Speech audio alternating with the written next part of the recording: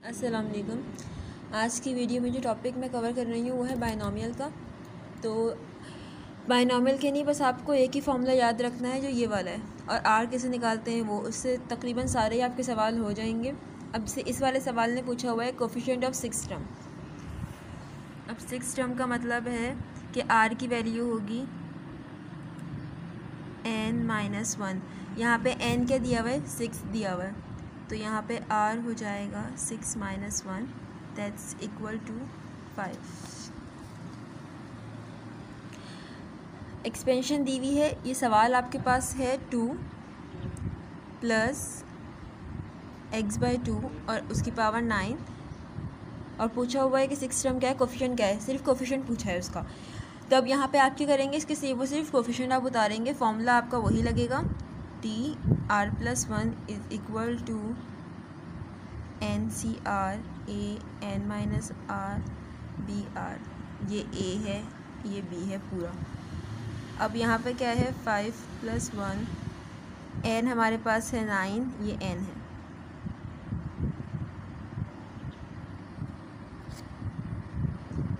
और इधर r क्या है, हमारे पास 5 है, a हमारे पास है 2। सिर्फ कोफिशिएंट चाहिए तो हम सिर्फ कोफिशिएंट ही उतारेंगे। वैसे यहाँ पे तो इसका तो x था नहीं, इसके साथ n - r होता है 4, 9 - 5।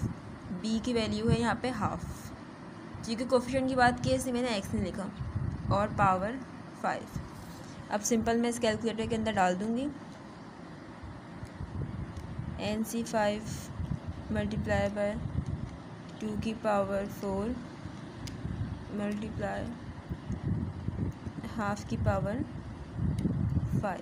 सॉरी, ये आंसर आ गया आपके पास इसका 63। अब यहाँ पे जो एक चीज़ है ना, आपको उसमें मसला हो रहा होगा कि n यहाँ पे मैंने 6 लिखा हुआ है जबकि मैंने यहाँ पे 9 लिखा हुआ है। तो यहाँ जो n है ना, वो जो रिक्वायर्ड हमारी टर्म थी ना उसके अंदर दिया हुआ है। यहाँ पे हमारी रिक्वायर्ड जो थी वो 6 थी, तो यहाँ पे जो मेरा n है ना, ये आप यूँ भी कर सकते हैं कि r is equal to required term -1। ये भी फॉर्मूला कर सकते हैं। अगर आप n में कंफ्यूज हो रहे हैं तो आप n मत रखें। तो रिक्वायर्ड टर्म हमारे पास थी 6, उसमें से मैंने -1 कर दिया तो मेरे पास r की वैल्यू आ गई। अब दूसरा सवाल जो है वहाँ पे मांगी हुई 6 टर्म मांगी है उन्होंने, कोफिशिएंट नहीं मांगा, तो आप यहाँ पे x को भी कंसिडर करेंगे कि x क्या होगा। अब अगेन यहाँ पे अगर मैं करूँ तो मेरे पास r होगा 6 - 1 जो कि 5 है, और T6 मेरे पास हो जाएगा n, मेरे पास पहले सवाल डाल लूँ। सवाल है मेरे पास 1 - x/2।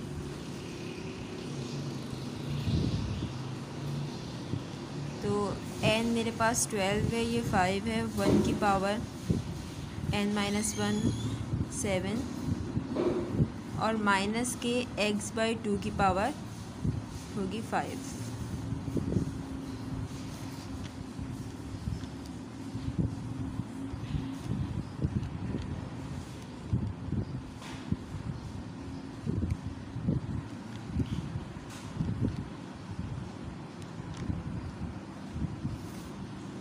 माइनस का साइन था यहाँ पे, मैंने वहाँ पे लिखा नहीं था कैलकुलेटर में।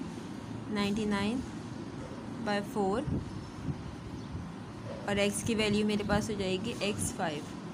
ये इसका आंसर है। अब जो 4 वाला सवाल है वो भी इसी तरह से होगा, लास्ट टर्म मांगी है, इसका मतलब है वो होगी जिसके अंदर 20 आ रहा होगा, r भी 20 होगा, तो आप r20 रख के सॉल्व कर लीजिएगा। मिडिल टर्म वाले पे आ जाते हैं।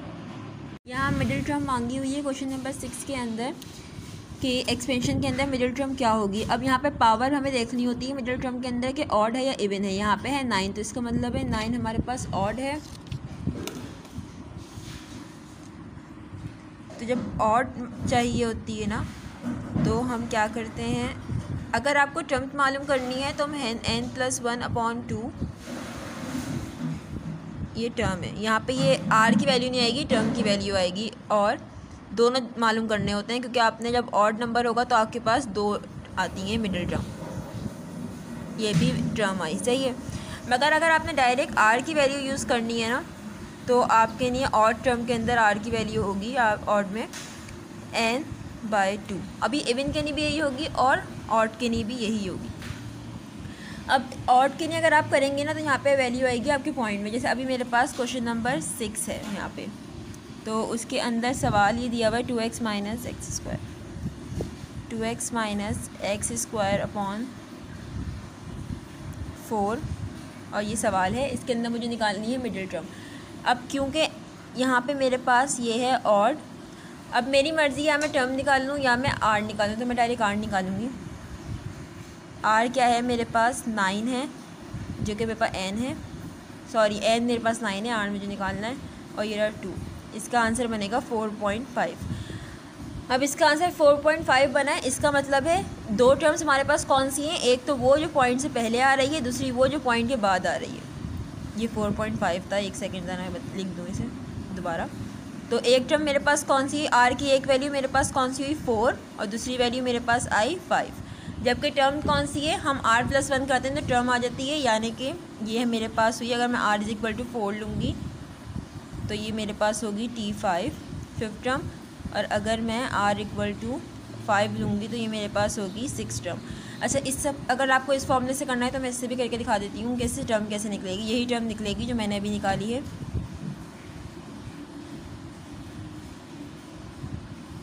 n मेरे पास है 9, तो ये हो गया 5th, एंड एक और क्या है, ये हो गया 9 + 3, जो कि बराबर होता है 6 के। तो यहाँ पे क्या है, हमारे पास 5th और 6th, तो डायरेक्ट r निकालने वो ज़्यादा बेहतर है। r निकालने के बाद फिर दोबारा आप वही वाला फॉर्मूला लगा देंगे अपना, r+1 = NCR (n-r) BR।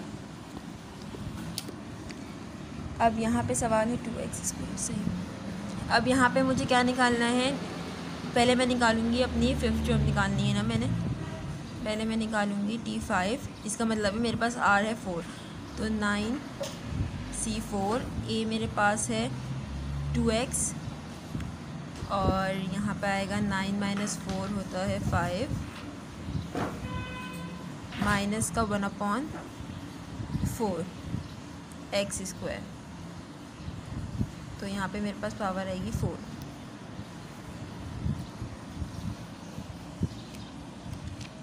(9C4) multiply by 2 की पावर 5 मल्टीप्लाई बाय, अच्छा यहाँ माइनस भी ले लिएगा साथ साथ, ताकि हो जाए, आपको पता चल जाए कभी आप गलती कर दें माइनस प्लस, क्योंकि अगर पावर आपके पास इवन होगी तो माइनस ख़त्म हो जाएगा, अगर ऑड होगी तो माइनस रहेगा, तो इसलिए साथ ही ले लें ताकि बाद में मसला ना हो।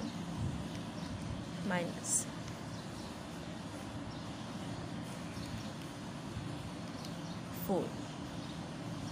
ये हमारे पास आ रहा है 63/4, ये कोफिशिएंट हो गया हमारा। अब इसको हम करेंगे तो ये आ रहा है x5 तो यहाँ पे हो गए, और 4 × 2 = 8, यानी कि x13 आएगा हमारे पास। ये आ गई हमारे पास T5, और अगर मैं T6 निकालूंगी तो मेरे पास बनेगा 9C5 2x की पावर 4 होगा।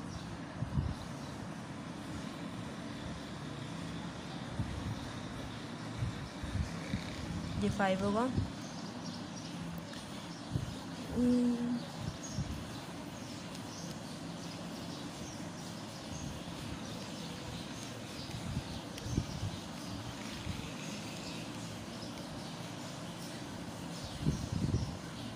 -63/32 आ रहा है इसका आंसर, -63/32, और x मेरे पास होगा 4 वो और 10 यानी कि 14। और इसके आंसर जो होंगे ना ये दोनों होंगे। किसी सवाल ने पूछा हुआ है कि मिडिल टर्म क्या है और ऑप्शन दिए हुए हैं, तो इसका आंसर होगा दोनों। जैसे यही वाला सवाल मैं देख के बता दूँ, इसके अंदर हमारी एक टर्म ये आई है T6 रखने पे, T6 जो टर्म आई है वो ये है, 5th ये है, तो इसका मतलब है इसके आंसर दोनों होंगे। जबकि इवन जब होती है ना तो सिर्फ एक निकलता है। आप इंडिपेंडेंट ऑफ x वाला जो सवाल है वो देख लें, इसके अंदर निकालना है इंडिपेंडेंट ऑफ x, तो इसके लिए भी वही वाला फॉर्मूला रहेगा, मगर इसके अंदर r कैसे निकालेंगे इंडिपेंडेंट ऑफ x के लिए, हम n इससे, सही। अब यहाँ पे जो इधर है, यहाँ पे जो पावर है, जैसे फॉर एग्जांपल मैं इसको बता देती हूँ कि n और p क्या है। ये n है, ये p है, और ये q है, पावर n, सही है। जो यहाँ वाले की जो यहाँ पे जो वेरिएबल है ना उसकी जो पावर है वो p है, जो यहाँ वाले वेरिएबल की पावर है वो q है। अब यहाँ पे मेरे पास n है 10, p मेरे पास 1 है, जिस पे कोई पावर नहीं होती तो 1 होती है, तो q भी 1 है, तो 1 + 1 2, यहाँ पे मेरे पास n आ गया 5 आ गया। अब इसके बाद मैं वही वाला फॉर्मूला लगा दूँगी, TR+1 वाला, n मेरे पास 10 है, C5। अब यहाँ पे a की जगह क्योंकि इंडिपेंडेंट ऑफ x है, इसका मतलब है x तो आंसर में आएगा ही नहीं, तो मैं x नहीं लिखूँगी। तो यहाँ पे x का कोफिशिएंट क्या है, a टर्म का 1 है, तो यहाँ पे आ जाएगा 5, और इसका कोफिशिएंट है माइनस का 2, यहाँ पे भी आ जाएगा 5। अब यहाँ पे कैलकुलेटर में वैल्यूज़ डाल दें, 10C5 मल्टीप्लाई बाय 1 की पावर 5 मल्टीप्लाई है -2 की पावर 5, ये आ गया इसका आंसर -8064। ये हुआ T6 का इसका आंसर। तो करेक्ट ऑप्शन हमारे पास हुआ ये वाला। अभी क्वेश्चन नंबर 8 जो है इसके अंदर पूछा हुआ है कि x³ जो है इसका कोफिशिएंट क्या होगा। तो इसके अंदर जब कभी ऐसे सवाल हो ना जिसके अंदर ये a है हमारे पास और ये तो b है, a + b की पावर n है, ये वाला फॉर्मूला जो बाइनोमियल का होता है ये उसके थ्रू होते हैं ये सवाल। तो a के अंदर x ना हो, सिर्फ b के अंदर x हो, जो b है ना उसके साथ x हो, तो इन सवालों में जो q होता है ना कोफिशिएंट जो दिया हुआ होता है, वैल्यू जो दी हुई होती है उसका जो पावर होती है ना x की वही r होता है। जैसे यहाँ पे x³ है तो यहाँ पे हम r जो है वो 3 लेके सॉल्व करेंगे। और अगर यहाँ पे दोनों हो ना, जैसे यहाँ पे भी a के साथ भी x हो और b के साथ भी x हो, तो फिर दूसरा फॉर्मूला लगाना होता है। ये वाला सवाल आप लोग खुद r = 3 करके कर लिएगा। a की वैल्यू हम फाइंड कैसे करेंगे, x² कह रहे हैं 69 है, तो इसका मतलब हुआ अगर x² देखा जाए तो यहाँ पे x कहाँ पे है, हमारे पास b के साथ है, तो इसका मतलब है b जो होगा, अगर b की वाली टर्म का x हो तो जो x² की वैल्यू होगी वही r की वैल्यू, क्योंकि b के ऊपर हमारे पास सिर्फ और सिर्फ r होता है। तो इसका मतलब है यहाँ पे r था हमारे पास 2 और a हमारे पास था ये 22 और r हमारे पास b हमारे पास था ax और यहाँ पे आ जाएगा 2, जबकि इसका आंसर किसके बराबर है, इस टर्म का 69 के बराबर, ये हमें गिवन है। सही। अब 24/24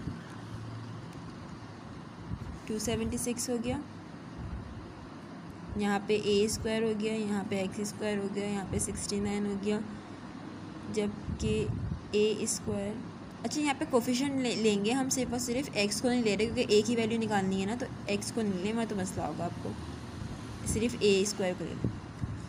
तो यहाँ पे होगा 69/276 ये आ गया हमारे पास a² और रूट हमारे पास क्या आएगा, इसका रूट हमारे पास आएगा हाफ यानी कि 0.5। तो a = है 0.5 और हाफ। अब इसकी आपके पास a की वैल्यू आ गई ना, इस a की वैल्यू के थ्रू आप निकाल सकते हैं कोफिशिएंट ऑफ x³ है, तो इसका मतलब है ये x मैंने ही फिर बताया था कि b में था, तो इसका मतलब है r हमारे पास है 3, तो r 3 है तो 24, 1 हमारे पास होगा 21 और यहाँ पे a की जगह हम क्या लिखेंगे, हाफ, और x की जगह x, यहाँ पे a की वैल्यू लगा दिएगा, a की जगह आप a नहीं लिखिएगा, ये हमारे पास होगा क्यूब। वैसे कोफिशिएंट मांगा था तो x ना भी लिखें तो मसला नहीं, तो यहाँ पे था 24 C3 मल्टीप्लाई बाय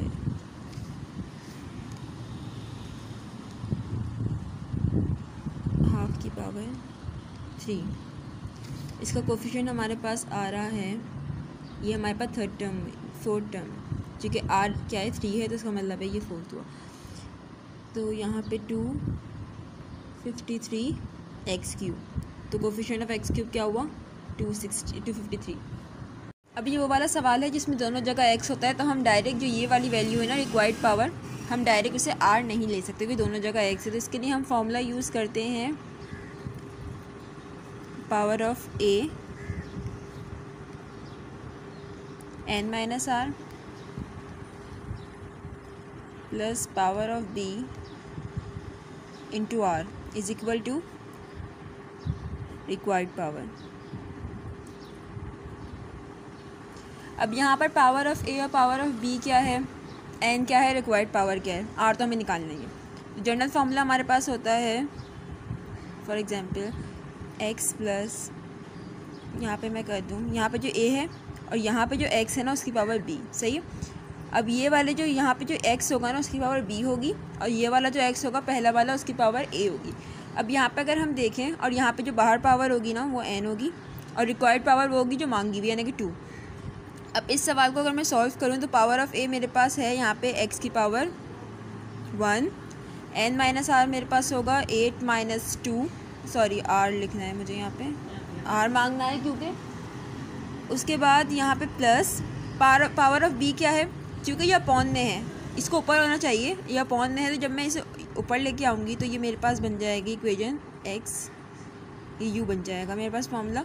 तो बी की वैल्यू क्या हुई मेरे पास माइनस का 2, तो -2 r is equal to required power मेरे पास है 2, ये रही रिक्वायर्ड पावर।